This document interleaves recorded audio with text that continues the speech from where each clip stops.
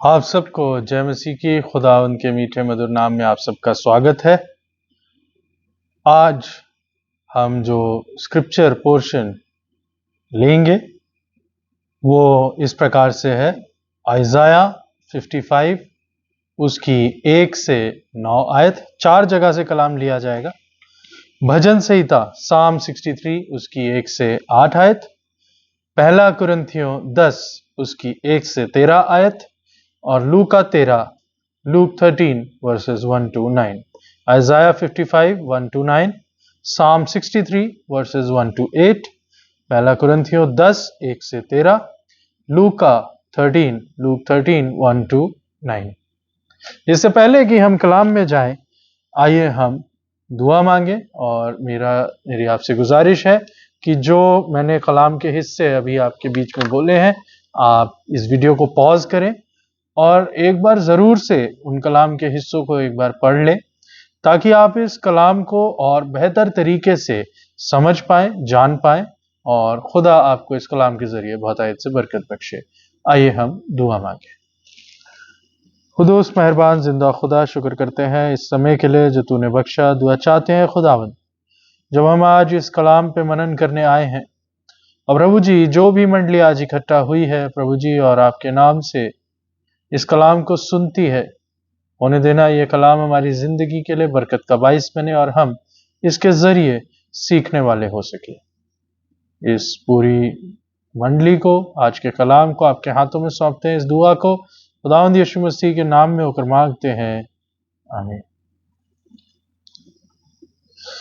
आज का कलाम जो है, अगर उसे आप समझना चाहते हैं, जो आज का वचन हमने लिया उसे अगर आप समझना चाहते हैं, तो सबसे पहले आपको एक इमेजिनेशन बढ़ानी पड़ेगी अपनी, और इमेजिन करना पड़ेगा कि आप एक पौधे हैं, आप एक पेड़ हैं जिसे यीशु मसीह ने खुदा के उस बगीचे में लगाया है। Jesus Christ has planted you in the vineyard of God and you are the tree और you are the plant that has been planted. और जब आप अपने आप को उस पेड़ या पौधे के नजरिए से इमेजिन करेंगे, तब आप इस कलाम को बखूबी समझ पाएंगे, जज्ब कर पाएंगे और इसको फॉलो कर पाएंगे। जो कलाम का जो टोन है, जो थीम है, यदि उसे मैं समझना चाहूं, और क्योंकि आज 4 पैसेजेस को हम देख रहे हैं, तो सबसे पहले हम पढ़ेंगे मत्ती की इंजील उसका 10 अध्याय उसकी 8 आयत, gospel according to Matthew chapter 10 verse 8। और ये आयत हमारे पूरे कलाम की टोन को, हमारे कलाम की बैकग्राउंड को सेट करेगी। ये आयत यूं कहती है, मत्ती 10 उसकी 8 आयत, बीमारों को चंगा करो, मरे हुओं को जिलाओ, कोढ़ियों को शुद्ध करो, दुष्टात्माओं को निकालो, तुमने सेतमेत पाया है, सेतमेत दो। मैं जिस हिस्से के ऊपर आपकी तवज्जो चाहूंगा वो है, तुमने सेतमेत पाया है, सेतमेत दो। You have received freely, give freely. अगर मैं इस बात को समझाना चाहूं तो मैं एक एग्जाम्पल लेना चाहूंगा। यदि हमारे माँ बाप या हमारे दादा दादी, यदि आप एक अच्छे फैमिली से आते हैं जिसका बैकग्राउंड अच्छा रहा है और बुजुर्गों की फाइनेंशियल कंडीशंस अच्छी रही हैं, तो कुछ ना कुछ इनहेरिटेंस है जो हमें हमारे पेरेंट्स से मिलती, और कुछ इनहेरिटेंस है जो हम अपने बच्चों को देंगे। इसको समझाने के लिए एक जनरेशन मेहनत करती है, मेहनत करके एक घर खड़ा करती है, और जो उनकी दूसरी जनरेशन होती है उसको वो घर सेतमेत में मिलता है, इनहेरिटेंस में मिलता है। और जो चीज इनहेरिटेंस में मिलती है वो इनहेरिटेंस में आगे दे दी जाती है। इनहेरिटेंस के साथ एक चीज जो लगती है वो ये है कि अगर एक जनरेशन मेहनत कर रही है और अगली जनरेशन अगर आराम करे, तो वो इनहेरिटेंस खत्म हो जाती है।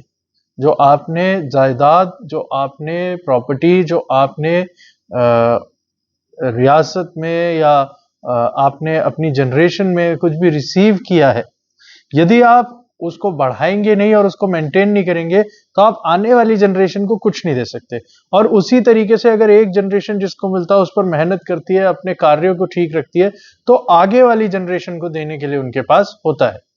फॉर एग्जाम्पल, एक घर में दो बच्चे हैं और फादर ने एक घर बनाया और दोनों बच्चों के नाम कर दिया। अब या तो ये हो सकता है कि उस एक घर को ही दो हिस्से कर दो और वो दोनों बच्चों के दो और बच्चे होंगे, फिर वो चार हिस्से कर दो, फिर उन चार बच्चों के और 8 बच्चे होंगे, तो वो कितने समय तक कारगर रहेगा। पर या फिर एक तरीका इसको देखने का यह है कि फादर ने दो बच्चों के बीच में अपने प्रॉपर्टी को दिया, उन बच्चों ने उस प्रॉपर्टी को बढ़ाकर डबल किया और फिर आगे उनके आने वाली जनरेशन ने और बढ़ाकर, तो ये एक ग्राफ ऊपर को जाता दिखेगा। इसको इनहेरिटेंस कहते हैं, जो एक जनरेशन दूसरी जनरेशन को देती है, from one generation to second generation. और उसी तरह बाइबल भी, कलाम भी, यीशु मसीह भी एक इनहेरिटेंस की बात करते हैं कि ये जो कलाम, ये जो सुसमाचार, ये जो तुम्हारे को उद्धार की बातें जो तुम्हें सेत मेत में मिली है, सेत मेत में दो। पर आज जो हमारे पास, हमारे ऊपर एक सवाल आता है कि हमें मिला भी है कुछ या हम अभी तक ढूंढ ही रहे हैं। Have I even received something? Did we even receive anything that we can give, or we ourselves are empty and we are called Christians? क्या हम वो खाली मसीही हैं जिन्हें सेतमेत में कुछ मिला ही नहीं है, हम ढूंढ ही रहे हैं कि मिलेगा कुछ।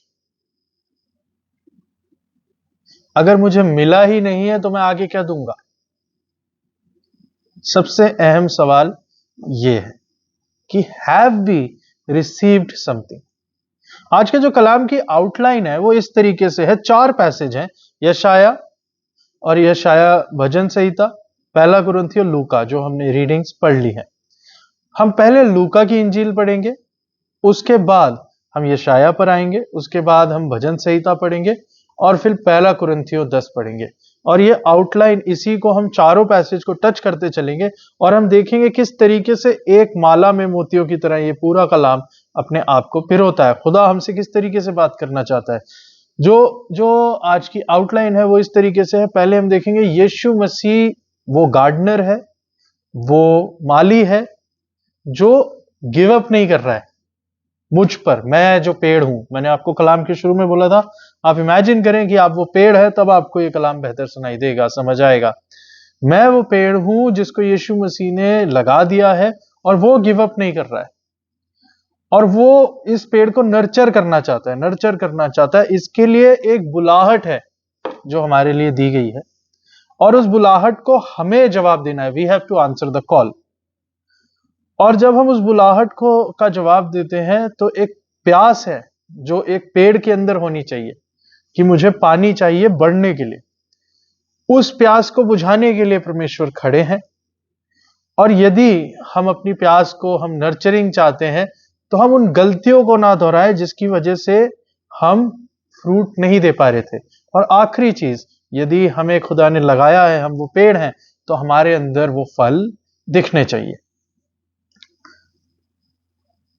इस पूरे आउटलाइन को अगर समझना है तो इस तरीके से समझिए, ये पूरी दुनिया एक बहुत बड़ा बगीचा है और उस बगीचे में खुदा ने आपको लगाया है। खुदा ने हमें जिंदगी दी है। हमारी जिंदगी का मतलब है कि हमें खुदा ने उस बगीचे में लगाया है और मैं एक पेड़ हूं। अब जब खुदा ने उस बगीचे में मुझे लगा दिया है, लूका की इंजील उसका 13 अध्याय जब आप पढ़ेंगे और निकालेंगे, लूका की इंजील उसका 13 अध्याय 1 से 9 आयत जब आप देखेंगे, तो यहां पर आप पाएंगे ये बहुत बड़ा एक गार्डन है और उधर मेरे को लगा दिया गया है और मेरे से कुछ एक्सपेक्टेशन, ठीक है। और जब आप पहली आयत से 5वीं आयत पढ़ने की कोशिश करेंगे तो वहां पर आप पाएंगे यीशु मसीह बोलते हैं कि सबके सब हैं जिन्होंने गुनाह किया और उन्हें रिपेंटेंस की जरूरत है।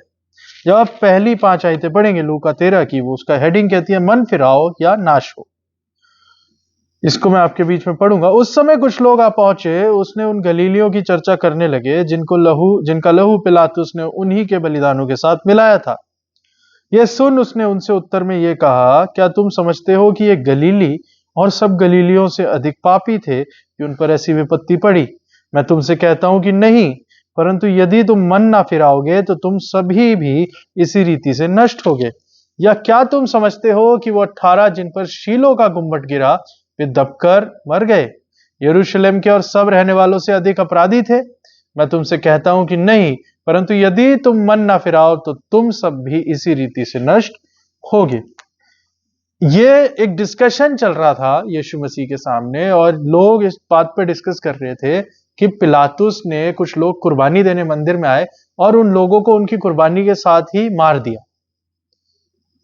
यीशु मसीह बोलते हैं, तो तुम क्या सोचते हो कि जो जिन लोगों की डेथ हुई और जिन लोगों को मारा गया, उसी तरह यीशु मसीह एक और इंसिडेंट को भी इधर जोड़ देते हैं। शीलो में एक गुम्मट था जो 18 लोगों के ऊपर गिर गया। तो यीशु मसीह वहां पर बोलते हैं कि क्या ये यरूशलेम के सब रहने वालों से ज्यादा पापी थे, या क्या वो लोग जो मारे गए वो गलीली और गलीलियों से अधिक पापी थे कि उन पर ऐसी विपत्ति पड़ी?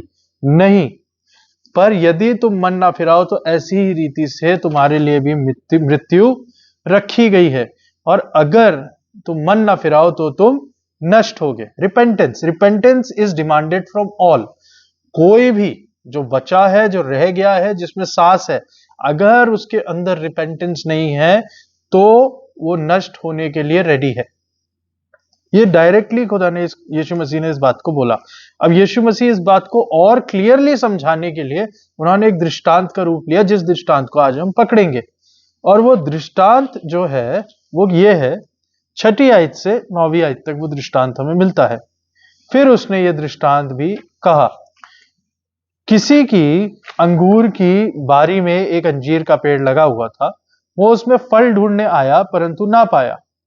तब उसने बारी के रखवाले से कहा, देख 3 वर्ष से मैं इस अंजीर के पेड़ में फल ढूंढने आता हूं परंतु नहीं पाता, इसे काट डाल किए भूमि को भी क्यों रोके रहे? उसने उसको उत्तर दिया, हे स्वामी, इसे इस वर्ष और रहने दे कि मैं इसके चारों ओर खोदकर खाद डालूं, यदि आगे को फले तो भला, नहीं तो उसे काट डालना। बहुत सिंपल एक सिनेरियो है। यीशु मसीह बोलते हैं, किसी की दाख की बारी में एक अंजीर का पेड़ था। अब थोड़ा सा हम इस बात पे ध्यान देंगे कि दाख की बारी और अंजीर के पेड़ का एग्जाम्पल क्यों दिया गया है, क्योंकि ये पुराने नियम में पहले से मिलते थे और लोगों को इजीली समझ आते थे। कोई और पेड़ का भी नाम लिया जा सकता था, कोई और बारी का भी नाम लिया जा सकता था, लेकिन दाख की बारी यानी कि vineyard of grapes and a fig tree, अंजीर के पेड़ का ही नाम इसलिए लिया गया। इसके लिए अगर आप निकालेंगे यशाया की किताब, उसका 5वां अध्याय, आइजाया चैप्टर 5 और उसकी 1 से 7 आयत, यशाया 5 और उसकी 1 से 7 आयत अगर आप पढ़ेंगे तो वहां पर पाएंगे दाख की बारी का गीत। और वहां पर परमेश्वर बोलते हैं, अब मैं अपने प्रिय के लिए और उसकी दाख की बारी के विषय में गीत गाऊंगा। एक अति उपजाऊ टीले पर मेरे प्रिय का एक दाख की बारी थी। उसने उसकी मिट्टी खोदी, उसके पत्थर बीनकर उसमें उत्तम जाति की एक दाखलता लगाई।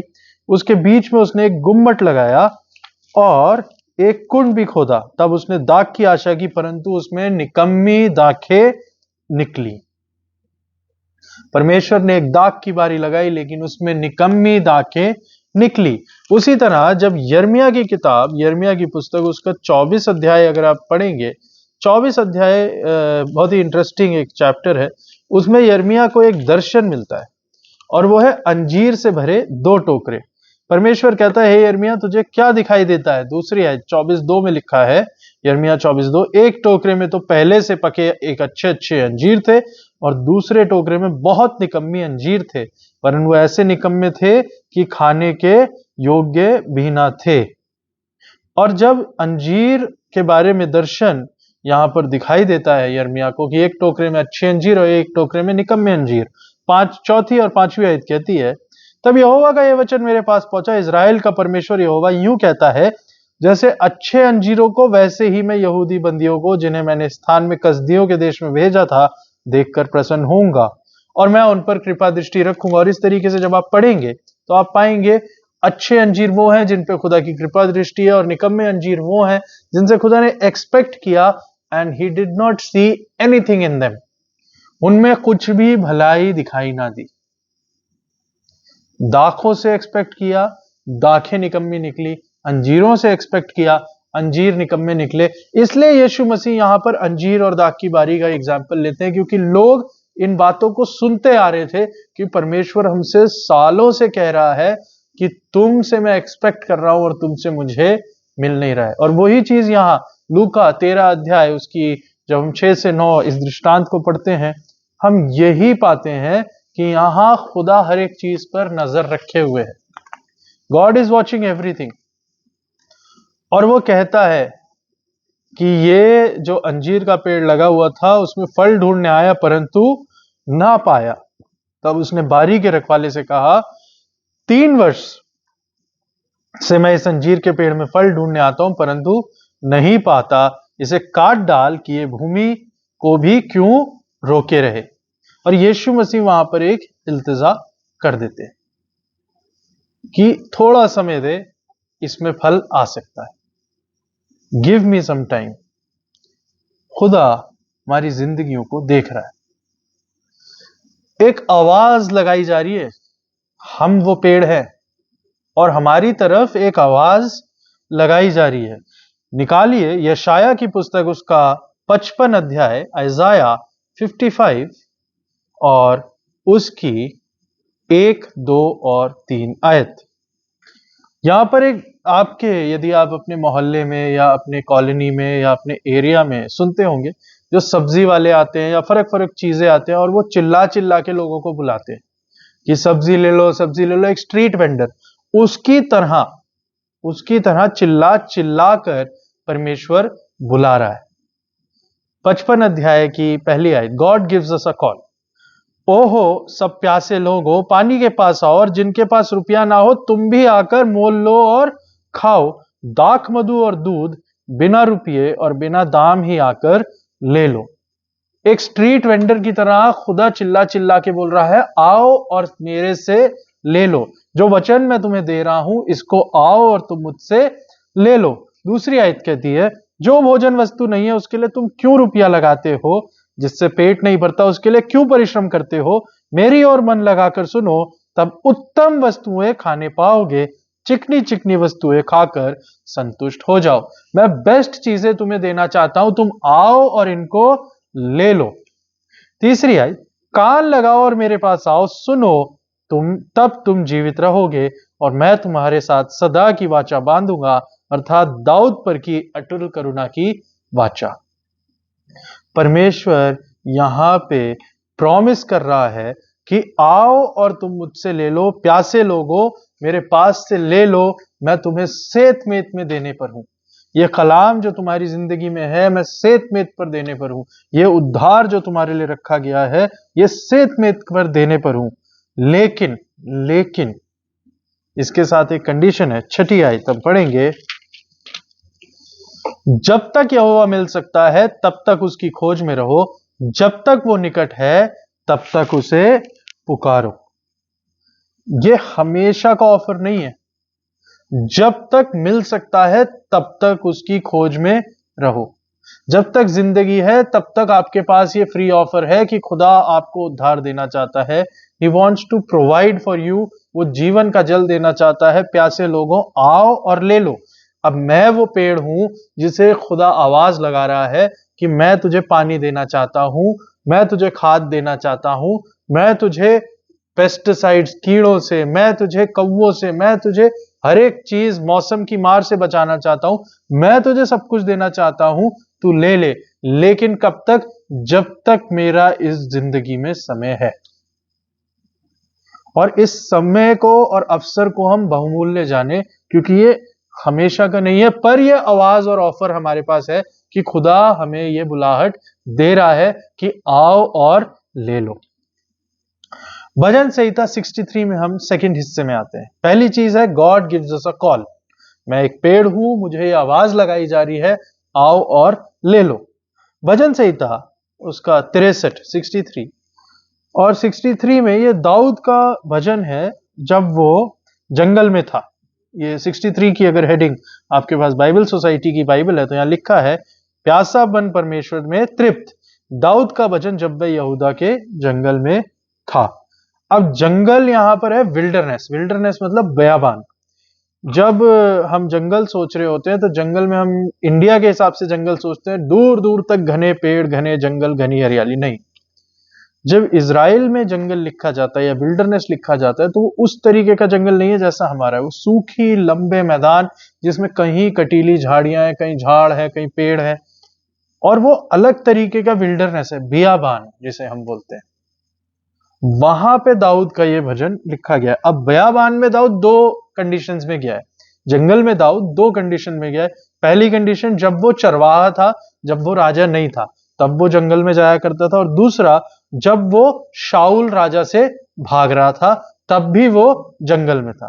दोनों कंडीशन, जब वो चरवाहा था तब और जब वो शाऊल राजा से भाग रहा था वो जंगल में था। ये कंडीशन हमें दिखाती है कि जिंदगी में अलग अलग समय है, या तो आप पीस में है, शांति में है, या आप केओस में है।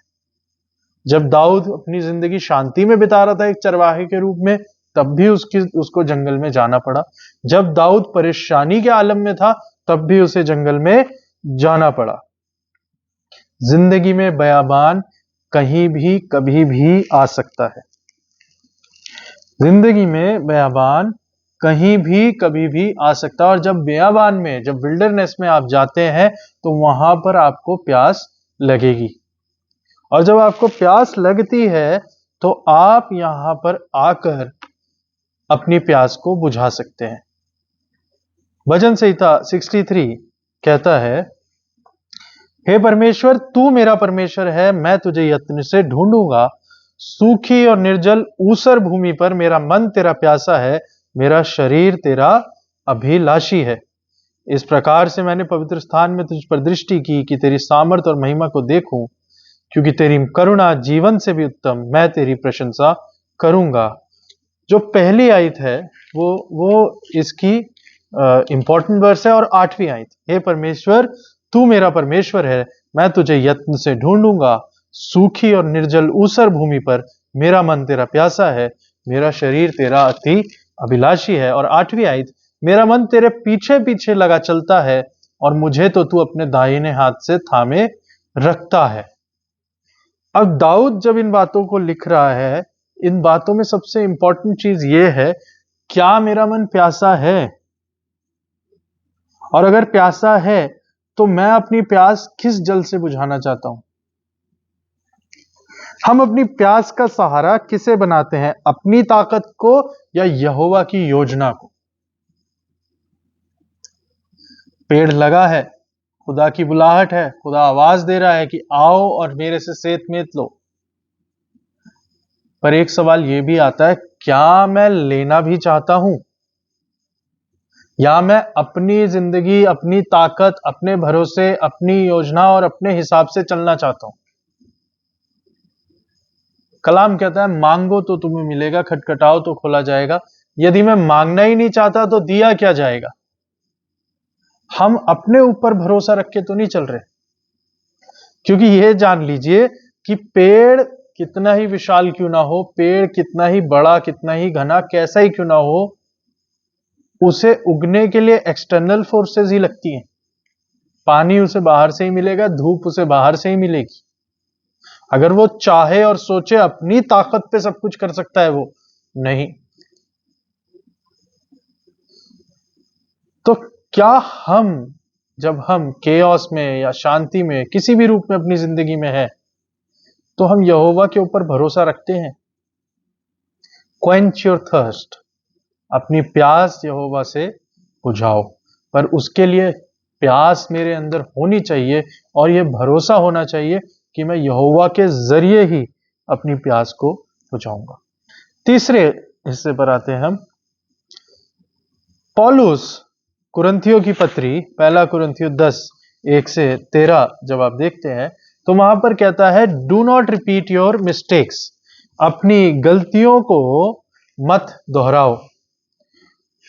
और इसमें 3 से 5 आयत जब आप पढ़ेंगे, पौलुस जो है अपने कुछ जो पूर्वज है उनकी हिस्ट्री में जाता है, और जब 3 से 5 आप पढ़ेंगे तो वहां पाएंगे, सबने एक ही आत्मिक भोजन किया, सबने एक ही आत्मिक जल पिया, क्योंकि वो उस आत्मिक चट्टान से पीते थे जो उनके साथ साथ चलती थी, और वो चट्टान मसीह था। परंतु परमेश्वर उनमें से बहुतों से प्रसन्न ना हुआ, इसलिए वे जंगल में ढेर हो गए। दिया सबको गया, अवेलेबल सबको हुआ, लेकिन हमारे पूर्वजों में ऐसे लोग थे जिन्हें जब सेतमेत में मिला उन्होंने पिया भी, खाया भी, सब कुछ किया, लेकिन वो परमेश्वर से तब भी दूर थे क्योंकि परमेश्वर उनमें से बहुतों से प्रसन्न ना हुआ। क्या हम परमेश्वर से यदि अपनी प्यास बुझा भी रहे हैं, उसकी नरिशमेंट ले भी रहे हैं, उसके जरिए बरकतें हासिल कर रहे हैं, पर क्या परमेश्वर मुझसे प्रसन्न है? और पौलुस कहता है हमने जब अपने बाप दादों के जिंदगी में ये देखा तो हमने ये पाया कि खुदा उनसे प्रसन्न ना हुआ। एक ही आत्मिक भोजन, एक ही आत्मिक जल, लेकिन फिर भी उनमें से बहुत से थे जो कनान देश तक पहुंच नहीं पाए और वो ढेर हो गए। 6 आयत से जब आप आगे पढ़ते हैं, 1 कुरिन्थियों 10 उसकी 6 आयत से पढ़ते हैं तो लिखा है ये बातें हमारे लिए दृष्टांत ठहरी कि जैसे उन्होंने लालच किया। अब इन्होंने क्या क्या किया है? 6 आयत में लिखा है उन्होंने लालच किया, 7वीं आयत में लिखा है मूर्ति पूजक बने, 8वीं आयत में लिखा है व्यभिचार करा, 9वीं आयत में लिखा है प्रभु को परखा, और 10वीं आयत में लिखा है कितने ही उनमें से कुड़कुड़ाए। और इनके साथ साथ लिखा हुआ है कि हम इन बातों को ना करें। 11वीं आयत कहती है परंतु ये सब बातें जो उन पर पड़ी दृष्टांत की रीति पर थी और वे हमारी चेतावनी के लिए जो जगत के अंतिम समय में रहते हैं लिखी गई है। आप और मैं अजीजों जगत के अंतिम समय पर रह रहे हैं और हमारे लिए पौलुस लिख रहा है कि हमारे बाप दादों को वो पानी और वो भोजन मिला, लेकिन उन्होंने फिर भी उन गलतियों को किया जो खुदा की हुजूरी में गलत है। और जब उन गलतियों को मैं देखता हूं तो उन गलतियों को हम रिपीट ना करें। 12वीं आयत, इसलिए जो समझता है मैं स्थिर हूं वो चौकस रहे कहीं गिर ना पड़े। हम में से कोई भी जो पेड़ है, यदि हम समझते हैं कि हम खड़े रहेंगे और खुदा को छोड़ के खड़े रहेंगे तो हम चौकस रहे कहीं हम लोग गिर ना पड़े। 13 आयत, तुम किसी ऐसी परीक्षा में नहीं पड़े जो मनुष्य के सहने से बाहर है। परमेश्वर सच्चा है, वो तुम्हें सामर्थ्य से बाहर परीक्षा में ना पढ़ने देगा, वरन परीक्षा के साथ निकास भी करेगा कि तुम सह सको। God will help but don't repeat the mistake. यदि तुमसे कोई गलती हुई, तुम्हारे पुरखाओं से गलती हुई, तो उनसे तुम सीखो। यदि तुमसे गलती हुई कि तुम खुदा की बुलाहट को नहीं सुन पाए, तुम उससे आगे आओ। यदि तुमसे गलती हुई कि तुम अपनी ताकत पर भरोसा रखने लगे, तुम उससे आगे आओ। यदि तुमसे गलती हुई कि कलाम की बातें जिन बातों को मना कर रही हैं फिर भी तुम उनको कर रहे हो, तो उसमें से हटो और उन गलतियों को रिपीट ना करो। अगर ऐसा करोगे तो स्थिर खड़े रहोगे। चेतावनी यह है कि तुम गिर ना पड़ो। अब ये पेड़ खुदा की बुलाहट को भी सुनने के लिए रेडी है, अपनी प्यास को खुदा के कलाम के जरिए बुझाने के लिए भी जरूरी है, रेडी है। उसके साथ साथ ये अपनी गलतियों से भी सुधरने के लिए रेडी है और अपने आप को ठीक करने के लिए रेडी है। और अगर ये सब कुछ वो कर रहा है तो सबसे मेन काम जो इस पेड़ का है वो है फल लाना, टू बेयर फ्रूट। लूका की इंजील 13 अध्याय पे हम वापस आते हैं और उसकी 3 से 5 आयत जब हम पढ़ते हैं, वो बोलती है कि तुम मन फिराओ। और यदि हम मन फिराते हैं तो मन फिराने से हमारी जिंदगी का पहला step, repentance is the first step to the purest form of Christian life. Christian life, मसीही जीवन बिना अंगीकार के शुरू नहीं हो सकता। और जब अंगीकार शुरू होता है तो उधर से ही हमारी जिंदगी फल लाना शुरू करती है। 9वीं आयत वो कहती है, लूका 13:9, यदि आगे को फले तो भला, नहीं तो उसे काट डालना। मेन पॉइंट ये है कि हर प्रिकॉशन और नरिशमेंट के बाद जो खुदा ने खाद डाली, पानी दिया, सब कुछ किया, अगर हमारे अंदर फल नहीं है तो हम बेकार हैं। लूका 6 उसकी 44 आयत हम पढ़ेंगे। लूक 6:44 पढ़ के मैं इस कलाम के अंत में आना चाहूंगा। लूक 6:44 कहती है, हर एक पेड़ अपने फल से पहचाना जाता है। क्योंकि लोग झाड़ियों से अंजीर नहीं तोड़ते और ना झड़ बेरी से अंगूर। भला मनुष्य अपने मन के भले भंडार से भली बातें निकालता है, और बुरा मनुष्य अपने मन के बुरे भंडार से बुरी बातें निकालता है, क्योंकि जो मन में भरा है वही उसके मुंह पर आता है। कोई अच्छा पेड़ नहीं जो निकम्मा फल लाए, ना तो कोई निकम्मा पेड़ है जो अच्छा फल लाए। जब इन बातों को हम कलाम की पढ़ते हैं, वृक्ष अपने फलों से पहचाना जाता है। और कलाम कहता है कि हमारे अंदर कौन से फल होने चाहिए। आपको ये टास्क मैं देता हूं कि आप अपनी बाइबल खोलें इस वक्त और गलातियों की किताब गलेशियंस, गलातियों 5 उसकी 22 और 23 आयत पढ़ें, तो आपको पता लग जाएगा खुदा कौन से फल हमारी जिंदगी से चाहता है। फ्रूट ऑफ द स्पिरिट, आत्मा के फल, और उसमें पहला फल है प्रेम। यदि आप एक एक फल को पढ़ना शुरू करेंगे, एक एक हिस्से को फल के पढ़ना शुरू करेंगे, तो आपको यह पता लगेगा कि पहले ही हिस्से में मैं कमजोर हूं, फिर दूसरे हिस्से में मैं कैसा हूं, और गलतियों को दोहराए ना पर इंप्रूव करने की कोशिश करें। घूम फिर के बात यही आ जाती है कि अगर मैं वो पेड़ हूं जिसे खुदा ने लगाया है, क्या मैं खुदा के फल मेरी जिंदगी में दिखाई देते हैं? और यदि ये फल मेरी जिंदगी में दिखाई देते हैं, तभी मेरे अंदर से कुछ निकलेगा जो मैं दूसरों को बांट पाऊंगा। ये कलाम तुम्हें सेत मेत में मिला है, तुम इसे सेत मेत में बांटो। सवाल घूम फिर के वही आ जाता है, मुझे कुछ मिला भी है या आज भी मैं ढूंढ ही रहा हूं? Do I have anything in me that I can give?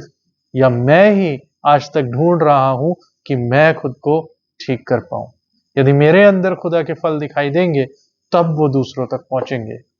और जो सेत मेत में खुदा मुझे उद्धार देता है, सुसमाचार देता है, उसको बांटने के लिए मैं पूरी ताकत से, पूरे हौसले से खुदा की अगुवाई में खड़ा हो सकता हूं। खुदा मुझे और आपको इस कलाम से बहुतायत से बरकत बख्शे, और हम उसके वो पेड़ बने जिसमें उसके फल दिखाई दे, कि हम काटे ना जाए और समय रहते खुदा की उस नरिशमेंट को, खुदा की उस फजल को हम महसूस कर सके। आइए हम दुआ मांगे। कुदूस मेहरबान जिंदा खुदा, शुक्र करते हैं इस कलाम के लिए जो आपके जरिए मिला। होने देना खुदा, हम वो पेड़ बने जो काटा ना जाए, पर हम वो पेड़ बने जो आपके फल इसमें नजर आए। हर एक को जो इस कलाम को सुनता है, आपके नाम से दुआएं खैर और बरकत देते हैं, और इस दुआ को खुदावंद यीशु मसीह के जिंदा, पाक और मुबारक नाम में होकर मांगते हैं। आमीन।